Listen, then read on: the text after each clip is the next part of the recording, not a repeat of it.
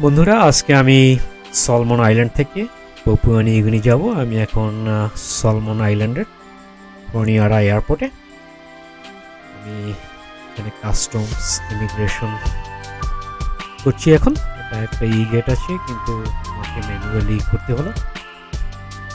এখানে ইন্টারনেটে অনেক প্রবলেম, কিন্তু যে মহিলা কাউন্টারে ছিল এয়ার নিউ গিনির, সে আমাকে পার্সোনাল হটস্পট দিল, যার জন্য আমি ইন্টারনেটে আমার অনলাইন ডিপার্চার এবং পাপুয়া নিউ গিনির অনলাইন অ্যারাইভাল কার্ড আমি এখানে ফিল আউট করলাম। মানে ছোট্ট একটু বসার জায়গা রয়েছে, ছোট্ট এয়ারপোর্ট, এবং এখানে প্রতিদিন 14টা বা 15টা ফ্লাইট মোট আসা যাওয়া করে, মানে 7টা ফ্লাইট। ছোট্ট এয়ারপোর্ট, কিন্তু বেশ সুন্দর, পরিষ্কার। বাইরে আমাদের ফ্লাইট চলে আসছে।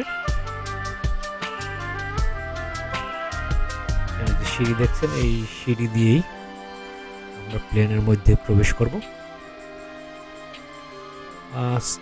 সলমন আইল্যান্ড থেকে পাপুয়া নিউ গিনির জ্যাকসন ইন্টারন্যাশনাল এয়ারপোর্টের দূরত্ব 1414 কিলোমিটার। যেতে সময় লাগবে 2 ঘন্টা 20 মিনিট। আমরা এখন প্লেনে উঠবো। পিছনে আমার প্লেন রয়েছে। খুব সুন্দর ওয়েদার, রৌদ্র উজ্জ্বল। আশা করি ভালো ফ্লাইট হবে। অনেক প্রশস্ত সিঁড়ি, আমি এত বড় সিঁড়ি কোথাও দেখিনি প্লেনে ওঠার বা নামার।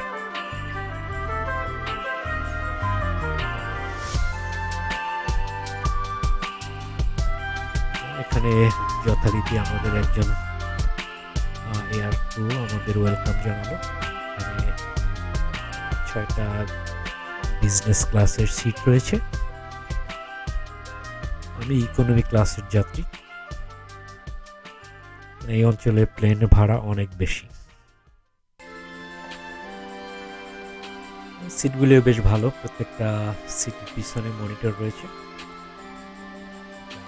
আমার প্রথম এয়ার নিউ গিনির যাত্রা, যদিও মনিটরে কিছু আসে না, কিন্তু ওয়াইফাই কানেকশন নেওয়া যায়, মোবাইলে দেখা যায় স্পিডে।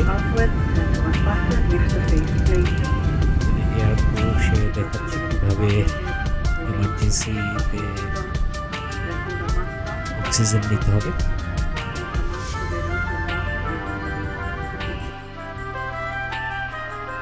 আমাদের প্লেন এখন টেক অফ করবে।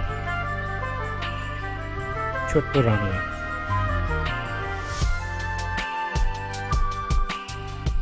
প্লেন থেকে নিচে হনিয়ারা সিটি।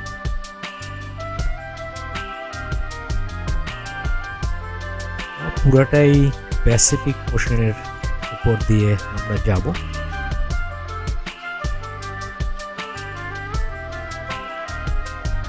আমাদের খাবার দিল,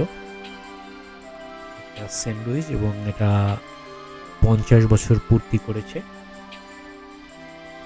2024 সালে। এয়ার নিউ গিনি তাদের মোট 21টি এয়ারক্রাফট রয়েছে।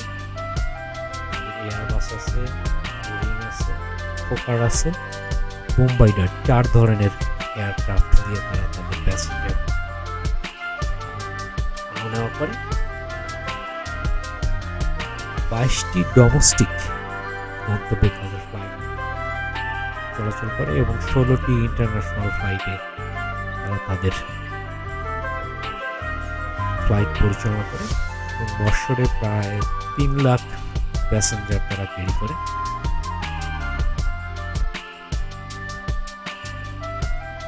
আমরা এখন রয়েছি সলমন আইল্যান্ড থেকে পাপুয়া নিউ গিনির এয়ারপোর্টের উপরে। অল্প কিছুক্ষণের মধ্যেই আমাদের ফ্লাইট ল্যান্ডিং করবে। এখানেও বেশ সুন্দর ওয়েদার। এখানে অনেকগুলি এয়ারক্রাফট দেখা যাচ্ছে। এই এয়ারপোর্টে আসলে 4টা মেজর ফ্লাইট আসে: Salman, Fiji, Marcus, air New Guinea, Philippines airlines. আমরা এখন ল্যান্ড করেছি, এখন আমাদের এয়ারক্রাফট হ্যাঙ্গারের দিকে আসছে।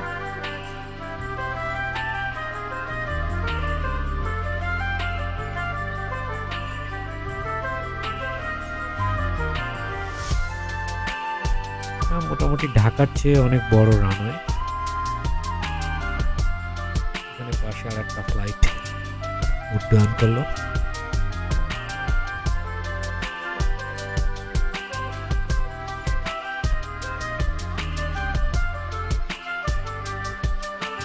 এখানে এয়ার নিউ গিনির একটা এয়ারক্রাফট।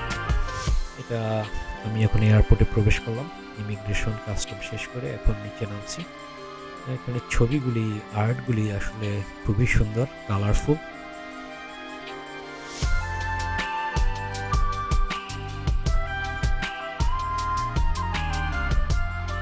এটা এয়ারপোর্টের ভিতরে।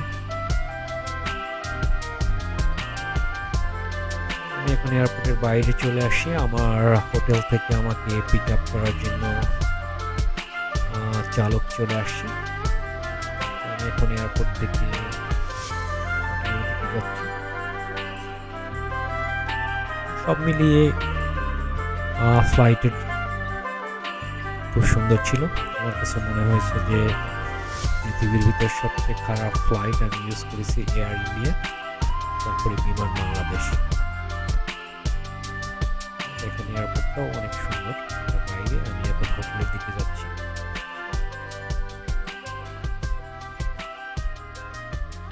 এই ছিল আজকের ছোট্ট ভিডিও এয়ার নিউ গিনির। আমি এখানে 4 দিন থাকবো। আগামী সপ্তাহ থেকে 2টা বা 3টা ভিডিও যদি পারি আমি পরে আপনাদেরকে দেখাবো। আশা করি আপনাদের ভালো লাগবে। ধন্যবাদ সবাইকে, ভালো থাকবেন।